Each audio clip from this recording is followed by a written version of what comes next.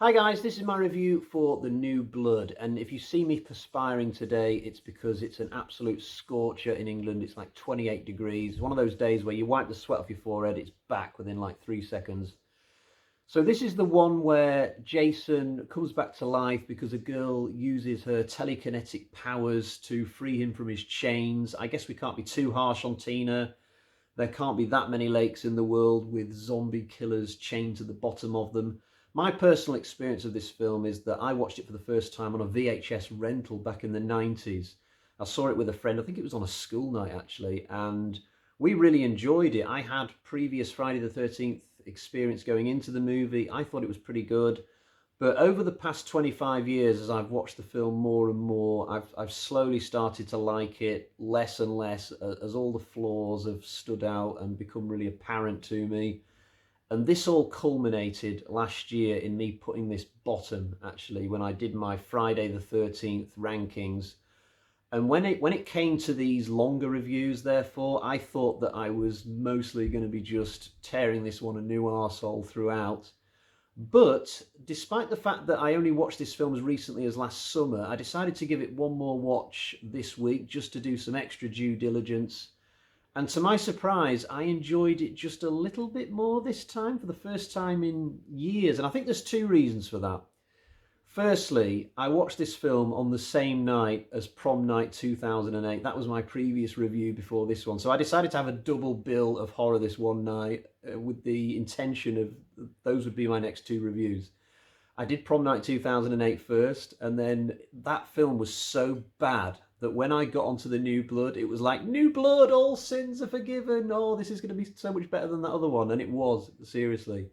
And I think the other reason why my most recent viewing of this was a little bit better is just the fact that, you know what, I think I've seen this that many times now that I'm starting to become numbed to the flaws, and I'm just enjoying what is good about the film.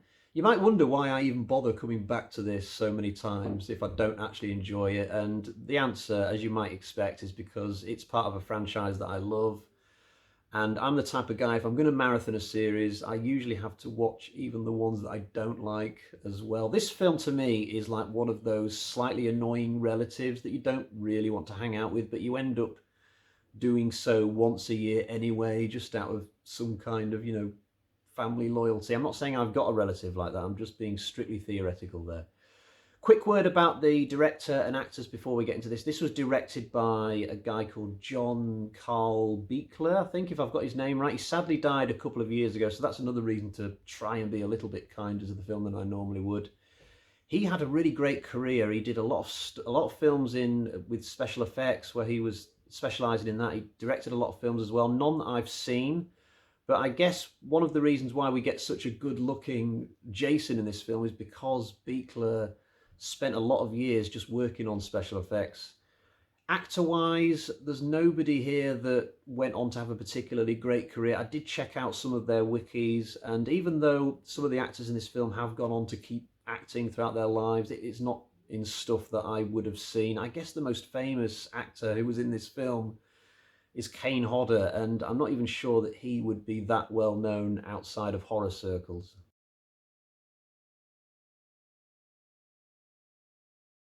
I've got to say, I'm not a big fan of the whole Jason versus Carrie concept. I think if you'd have put the Tina character into Freddy versus Jason, have all the really outlandish stuff in the one movie, I might have enjoyed her a bit more.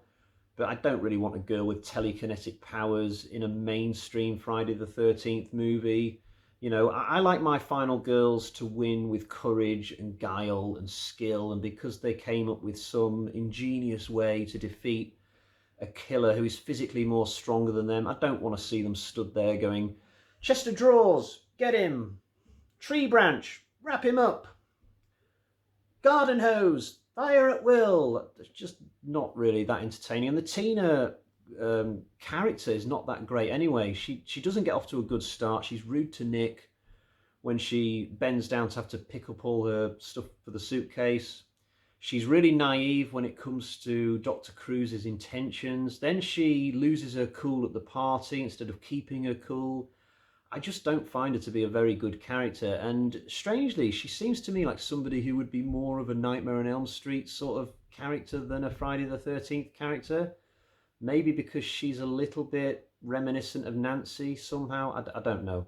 There is a plot hole involving her when she brings Jason out of the lake. Now, I didn't personally spot this. I learned about it from another YouTube channel. I forget which one, but once you know it's there, you can't then ignore it in the future. It's really bad. So once Jason comes out of the lake, he seems to be coming out on the same side where Tina is, but she faints, and then we cut to another scene. But it's like, why didn't Jason just kill her right then and there? And also, given the fact that the main houses in this are right next to the lake, why wouldn't Jason have just carried on killing right then? Why, the next time we see him, is he suddenly 3 miles back down the road? It's as if he thought to himself, oh, I'm suddenly at the houses and it's still really early in the movie. I'm going to have to quickly run to like 3 miles away. I think what they should have done is have Jason be really disorientated when he came out of the lake and get out on the opposite side. And I don't think Tina should have fainted. I think she should have hidden behind a barrel or something so Jason couldn't see her from the opposite side. And then Jason would have just wandered off into the woods, and then maybe we can buy the idea that, you know, he goes around in a kind of arc and eventually comes back to the houses. But as it is, it's just really sloppy script writing. This whole story is very poor, actually. I mean, if you compare it to the plot for Friday the 13th, the final chapter, in many people's eyes, the benchmark of Friday the 13th films, you could put a still up of that film at any point during the runtime and I'll know where it is, because there's a clear progression of events in the final chapter. We see the kids in the car, we then see them skinny dipping, then there's the party segment, and then you get this other act where everybody's split up, and then you know you're into the bloodbath part of the film. In The New Blood, the whole movie is just in this same state of being. At the beginning of the film, all the kids are already at the houses having fun, partying, and nothing changes. There's no plot, there's nothing that they do apart from kind of go off and have sex now and again. There's no plot. It is such a basic film from that perspective. And I don't like the way that Jason dies at the end. This must be the weakest way he has ever died in a Friday the 13th film. The end of part 2 was a little bit ropey as well, but having this ghost dad just turn up and drag him down, why would that kill him? I mean, he's had much worse stuff done to him and he's just kind of carried on going like 3 seconds later. Why would being dragged down suddenly make him go, oh, I'm dead?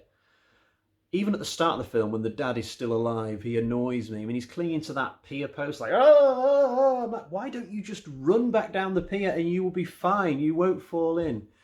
The whole side plot, or you'd probably call it a main plot, with Tina and her mum and her dad at the start and the beginning, and Dr. Cruz, all those characters on that side of the film just really annoy me. There's not one likeable character among them. It's pretty poor.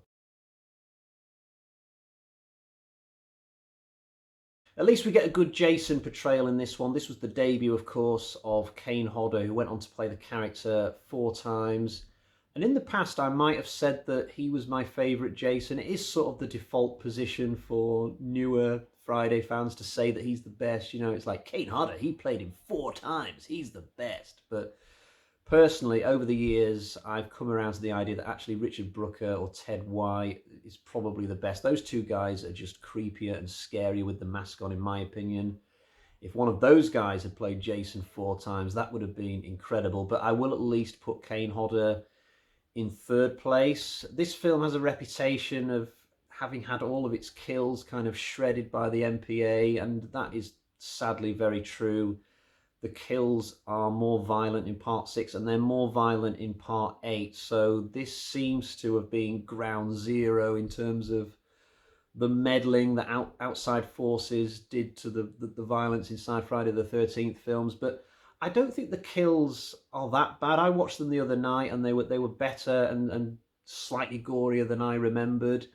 You know, I think this is one of those times where you actually suffer a little bit by being so much of a Friday the 13th fan, because I'm not sure the more casual viewers will notice these kills being watered down. It's just that if you read a lot about Friday the 13th and look into how the films were made and stuff, that's when you find out what went on with the MPA. And then suddenly when you're watching the film, it's like every kill is not what it should be.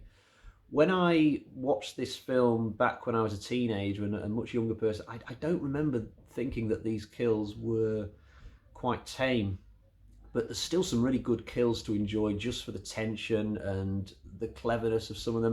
My personal favourite is the one where Maddie runs into the barn. I mean, there's no gore at the end of it, but it's such a scene of high tension. You know, she's going under these wooden walls and stuff, and then she's looking through the slit and she sees Jason walking around. I think what they could have done there, just to make it even better, you know that kill later on where Jason gets that like tree machine thing and kills Dr. Cruz? I think they could have had it so that when Maddie's looking through the slit, Jason's looking at that machine thing on the wall. That's when he sees it for the first time, maybe. It would have been a nice little tie-in to later in the film.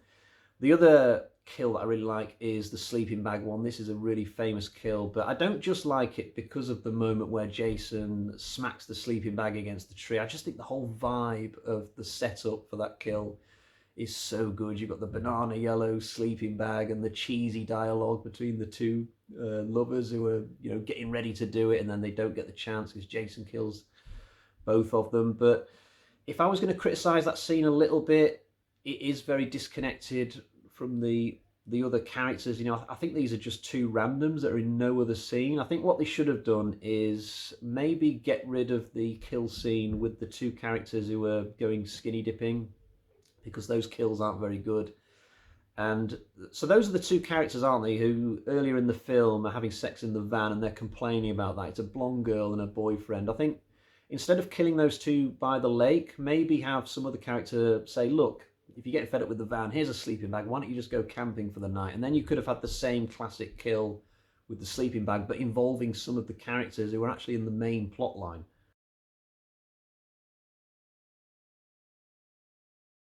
I'm not just having temporary amnesia, by the way, when I can't remember some of the names of the characters in this. That goes for a lot of them. I mean, I've seen this film a lot of times and I still to this day struggle to remember the names of the people at the party or the nature of their relationships with each other. There's this one really bitchy girl called Melissa who's actually in the film a lot, has a lot of lines, but she's so one-dimensional. She's got this ridiculous scheme where she wants to make the Nick character jealous by making out with this really nerdy guy in the bedroom upstairs in the house, but it's a daft scheme and it doesn't feel like something that would happen in real life. If you compare it to a situation from Jason Takes Manhattan where a similar bitchy character called Tamara uses this nerd called Wayne for her own ends, that actually feels like something which could play out in real life because it's not over the top. The stuff that Melissa does with this nerdy guy on the bed, it just feels completely silly. But anyway, that's the end of the review. I'm going to get to the bag of terror now. But let me just say before I do that this film is still a disappointment for me, even though it did improve slightly on my most recent viewing. I feel like we should expect better from a franchise like this. I wouldn't watch this if it wasn't a Friday the 13th movie. There are still worse slasher films out there. Prom Night 2008. But for the most part, it's very disappointing. Okay, let's get to the score.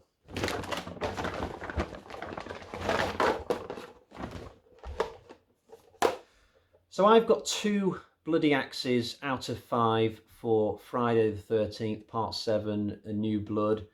I will quickly say that there is one other film in this franchise which I've been recently tempted to replace this with as my least favourite in the series, but I will consider that further for when I next do a rankings.